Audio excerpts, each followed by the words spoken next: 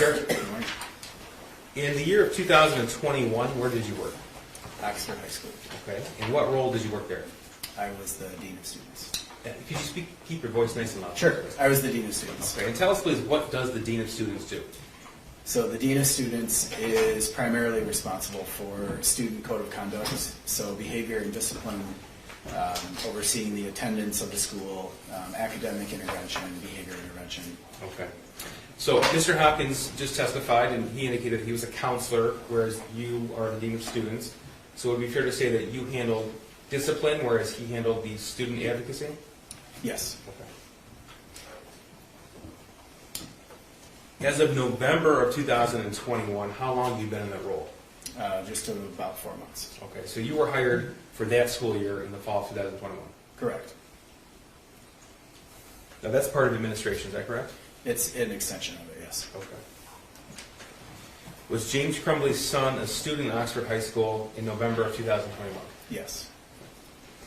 Prior to November of 2021, did you have any interaction with James Crumbley's son? I did not know. I want to direct your attention to what's been admitted as People's 201. This is an email from November the 29th, 2021, 9:32 a.m. And the email reads, "Good morning. I had a student during first hour, the defendant's son, who was on his phone looking at different bullets at the end of first hour today as I was walking around the room passing out their essays. I didn't get a chance to investigate it a bit further since it was the end of the hour. Now that he's on my radar, I'm also noticing that some of his previous work that he's completed from earlier in the year leans a bit towards the violent side. I can bring down these things later today during my 5th hour prep if you would like them." So you and Miss Pamela Fine were both on that email? That is correct. Okay, and tell us, please, who's Pamela Fine? So Ms. Fine is the restorative practices coordinator and the anti-bullying coordinator for the school district. Okay, and tell us a little bit, if you know, what that role entails. Sure. So restorative care and anti-bullying across the district, she would be working with students to restore situations between two different students, a student and a teacher. It deals a lot with behavior, and so it's more of like, how do you fix or repair the situation? And so she often would collaborate with me on student discipline, and then the anti-bullying programming for the district would be like mentoring kids together to prevent bullying and to. So, correct me if I'm wrong, but it sounds like you, Ms. Fine, and Mr. Hopkins have separate, but sometimes separate roles, but sometimes they intersect. Absolutely, yes. Okay. Now, did you have any interaction with the defendant's son on November the 29th of 2021? I did not know. Okay, and tell me what happened after this email was received by you. So it was received by me when I was in a meeting that morning. So I wasn't made aware of it until after there was a meeting that took place between Ms. Fine and Mr. Hopkins and the defendant's son. Okay, so by the time that you had read this email, that situation had already been addressed by Ms. Fine and Mr. Hopkins? That's correct. Okay. Did you have any follow-up emails, conversations, or any other interaction regarding the defendant's son or with the defendant's son on Monday, November the 29th? I did not know.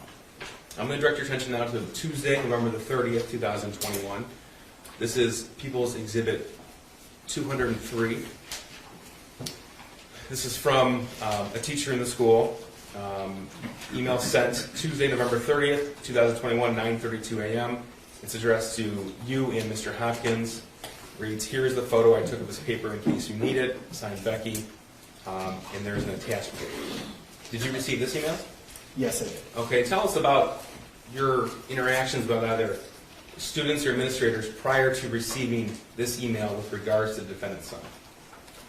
So I had received this email after I had alerted Mr. Hopkins to the worksheet because this teacher brought a photo of that. Okay, let me back up just a little bit. So before this email was received by you, did you have a conversation with a teacher regarding the defendant's son?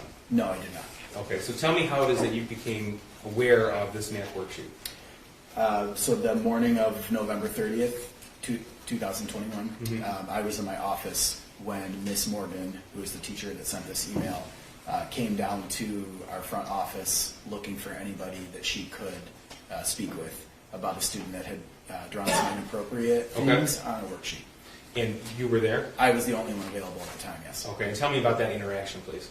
So she entered the threshold of my office door and said she was just looking for somebody to report something, and so I had waved her into my office, and she had stated that there was a student that had drawn some inappropriate things on a worksheet, and then she proceeded to turn her phone around and show me a photo of the said worksheet.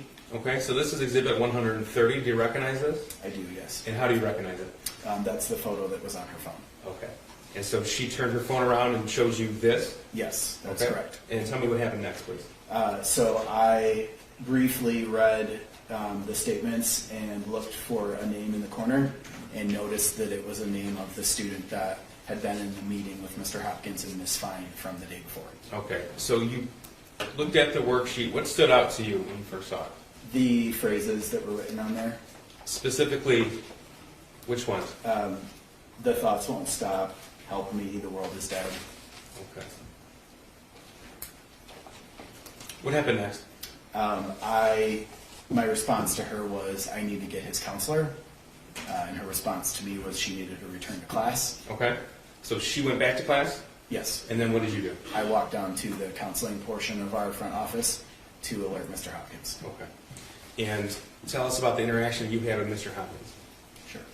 So when I arrived to his office, before I even mentioned anything, he brought up the defendant's son in sort of a question form, and my response to him was, yes, how did you know? And then he proceeded to share with me that he had received an email that morning regarding that student and thought that that's why I was there at his office.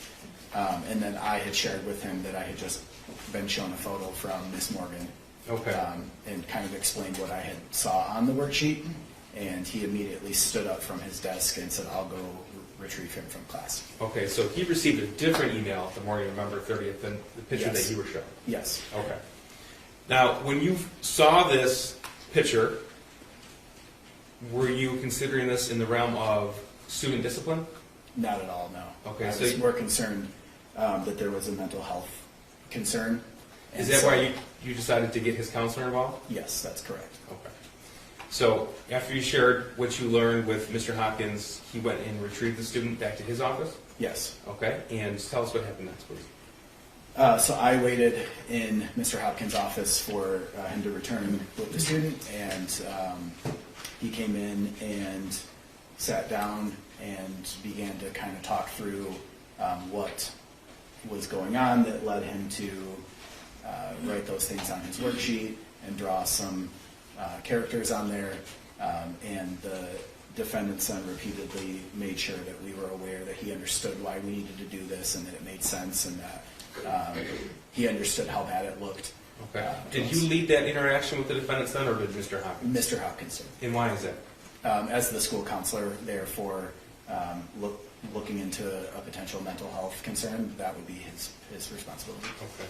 Did your perspective, based upon the information that you were told, ever change from a mental health lens versus a discipline lens? It did not, no. So tell us what happened next after the defendant's son went through the drawing with Mr. Hopkins? So he had sort of explained that he was interested in video games and that part of those drawings on there were him trying to get into graphic design, which led into a little bit of a conversation about how there could be potential avenues during his time at Oxford High School to delve into that deeper with some other programs. And then he kind of leaned in more towards the statements that were written on there and talked about how those didn't necessarily explain the video game aspect. And then I listened to the defendant's son speak about him feeling sad lately, Okay. which in high school is not that unusual. Were you involved in the decision to contact the parents of the student? I was there for it, but Mr. Hopkins had mentioned that we were going to reach out to his parents. Okay. At some point, did you leave Mr. Hopkins' office? Yes, that was after we were able to speak with a parent on the phone. And so I left to retrieve the students' belongings since our class periods had changed. Okay. At that point in time, COVID protocols were still in place? Yes, Okay. Did students carry their backpacks with them? yes, So you retrieved the defendant's son's backpack from the class that he was in and brought it to Mr. Hopkins' office? that is correct, yes. Okay. And did the defendant's son stay with Mr. Hopkins until his parents arrived? Yes. All right. Were you there in Mr. Hopkins' office the entire time, or did you come back in? No, I came back in once the parents had arrived for the meeting. Now, what was your expectation of what was to happen that day after the meeting with the parents? My understanding and expectation was that, based on the recommendation from the counselor, that the student would be leaving that day, based on prior experiences at schools where parents are called in to talk about student mental health. Typically, they leave when it's suggested that they leave. With the student? Yes. You were there for the, how long, first of all, how long did the entire meeting last between James and Jennifer Crumbley and Mr. Hopkins and yourself? I was there for 10 minutes of it, and there had been maybe 3 or 4 minutes prior to my arrival. Okay. I'm not sure if they waited for me to start or if they had already begun, but I know that I arrived a few minutes after they did, after I was alerted that they had arrived. So were you there when Mr. Hopkins explained his concerns about the drawing? Yes. Okay. Now, he just testified, so I don't need you to go through everything he said, but do you recall if James Crumbley said anything? During the meeting? Yes. He did. He expressed concern for his son, that he knew, or he reminded his son that he could always speak to him about stuff, and that he had a journal that he could write stuff in if he was feeling frustrated or going through something. Now, as a dean of students, when are you permitted to search the students' personal belongings? So when I have a reasonable suspicion that the student might have something illegal or something that's not allowed at school, and so there needs to be some sort of sign, like a report from somebody. Oftentimes kids will be seen with it, or they'll be showing whatever the things are that they've brought to school they're not supposed to. There needs to be some type of a suspicion or alert that I have that will allow me to do that. And Okay. so in this situation, there wasn't something that alerted me that indicated I needed to search. Okay, and why not? Nothing that he said, nothing that none of the behavior that he exhibited when I returned with his bag indicated that. There wasn't any suspicion that I had at the time that allowed me to believe I needed to do that. At any point were you informed about the defendant's son's access to weapons? I was not, no. Were you given details by either James or Jennifer Crumbley about the words and drawings on this exhibit? I was not, no. Thank you. Nothing further.